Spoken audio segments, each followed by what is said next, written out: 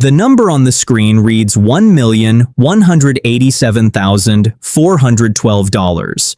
Your accountant, a quiet man named Raj Patel, who has done your taxes for 11 years, says it twice, like he doesn't believe his own calculator.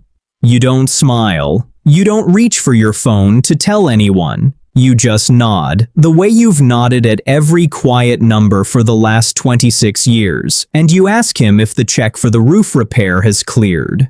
Outside his office window, a maroon 2011 Honda Accord with 214,000 miles sits in the parking lot.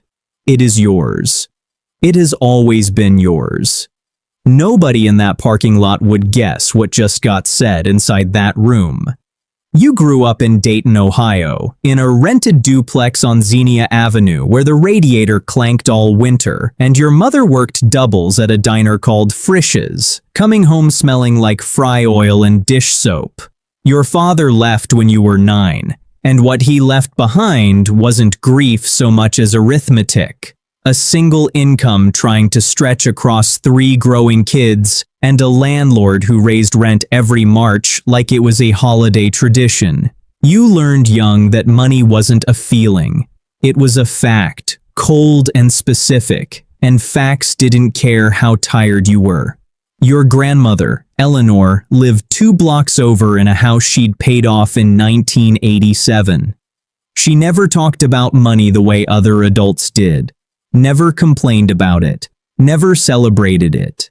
She just moved through the world like she already knew something everyone else was still trying to figure out. Every Sunday, she'd hand you 4 quarters and tell you to put 1 in a jar you weren't allowed to open until you turned 18. You never asked why. You just did it. By the time you left for community college in 2007, that jar had become a habit that had become a personality. You studied accounting, not because you loved numbers, but because numbers didn't lie to you the way people sometimes did. Your first job out of school paid $31,000 a year at a regional insurance office in Beaver Creek. You drove a Ford Taurus your uncle sold you for $600. You packed lunch in a Tupperware container that had been your mother's, and you ate it alone at your desk most days, watching coworkers walk out for $11 sandwiches at the deli across the street. This is where the story usually gets boring to people. This is exactly where you leaned in. You opened a Vanguard account in 2009 with $200 you'd saved from cashing in your childhood coin jar. You put it into a total market index fund and didn't touch it. Not when the market dropped 11% that October. Not when your coworker Danielle got engaged and everyone chipped in $40 for a gift you couldn't really afford. You gave $20 and ate ramen for 4 days, and nobody at that office ever knew the difference because you never once made your restraint into a performance. There was a man in your life during those years, a college friend named Marcus Delgado, loud in the best and worst ways, the kind of man who filled a room just by walking into it. Marcus got a job at a marketing firm in Columbus, making $58,000 a year, almost double what you made. And within 14 months, he'd leased a black BMW 328i and moved into a loft downtown with exposed brick and a parking spot that alone cost him $220 a month. You went to his housewarming party in 2011. Everyone told him he'd made it. He believed them.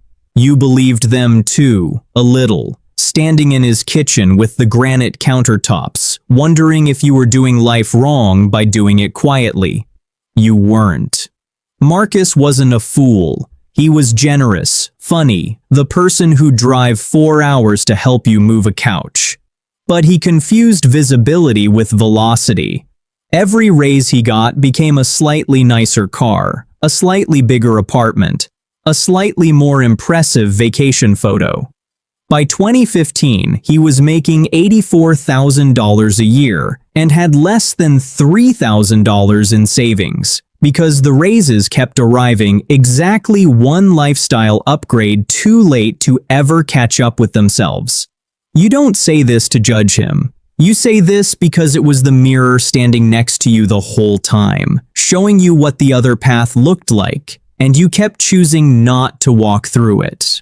By 2014, you were promoted to senior underwriter, $47,000 a year. You increased your 401k contribution by 1%, the way Eleanor had taught you without ever using the word compounding. Just told you, put a little more of what you don't need where you can't easily get it. You married a woman named Priya Reddy in 2016, a nurse who understood scarcity the same way you did, having grown up the daughter of immigrants who'd once shared a single car between 5 family members. Neither of you had a big wedding. You had 81 guests in a community hall in Fairborn and a caterer who charged $14 a head. People still talk about how good that food was. Nobody throws a parade for a couple who buys a $148,000 house instead of a $310,000 one. Nobody applauds you for driving a car until the odometer rolls past 200,000 miles. There is a particular kind of loneliness in doing the right financial thing while everyone around you is doing the thing that looks right. You felt it at every barbecue where someone mentioned their new truck payment like a badge of honor.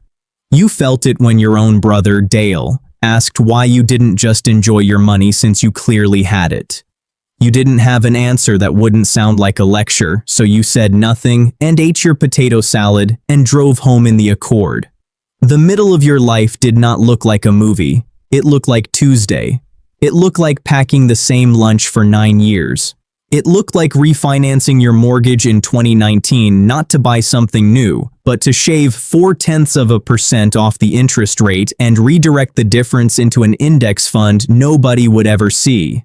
It looked like turning down a boat trip with Marcus in 2020 because the $2,200 it would have cost was $2,200 you'd already promised to your daughter's future, a promise she didn't even know existed yet, sitting in a 529 plane under her name, Maya Reddy, born March of that same year. Marcus's BMW got repossessed in 2021. Not because he was reckless in any way people would recognize. He simply never built the invisible architecture underneath the visible life. He called you that spring, embarrassed, asking if you could lend him $1,500 to cover a gap before his next paycheck. You wired it that same afternoon and never once brought it up again. He paid it back 4 months later, humbled, quieter than you'd ever heard him.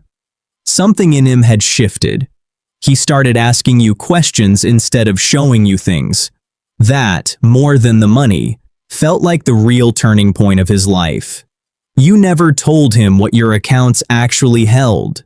You never told anyone, not because you were hiding shame, but because you understood something most people never learn, that money spoken aloud changes shape. It becomes a performance the moment it's shared, and performance was never the strategy. The strategy was silence. The strategy was becoming the kind of person wealth happens to instead of the kind of person who chases it. By 2023, at 44, you and Priya paid off the house on Larchmont Drive in full. No refinancing celebration, no social media post, no dinner out to market. You made spaghetti that night, the same recipe your mother used to make in the Xenia Avenue duplex, and you sat at your own kitchen table in a paid-off house and felt something that wasn't happiness exactly. It was heavier than happiness. It was closer to relief mixed with grief. Grief for the version of you that once stood in Marcus's granite kitchen, wondering if quiet was the same thing as losing. It never was. Now you sit across from Raj Patel, 51 years old, hearing a number that represents 26 years of lunches eaten alone, of quarters dropped into jars, of raises redirected instead of spent, of a friend's mistakes absorbed instead of judged. Maya is 14 now, and she doesn't know the exact number either, because that was never the point. The point was that she will never once have to learn scarcity the way you did, and she will never know that the lesson cost you decades of looking from the outside like you were doing less than everyone else. You drive home in a newer car now, a 2022 Accord, paid for in cash, and you don't tell anyone that either. The radio plays something forgettable. The sun is low over the Great Miami River. You think briefly of Eleanor, who's been gone 6 years now, who never once explained herself, who simply lived the answer and let you spend your whole life catching up to the question. You didn't get rich, you got quiet.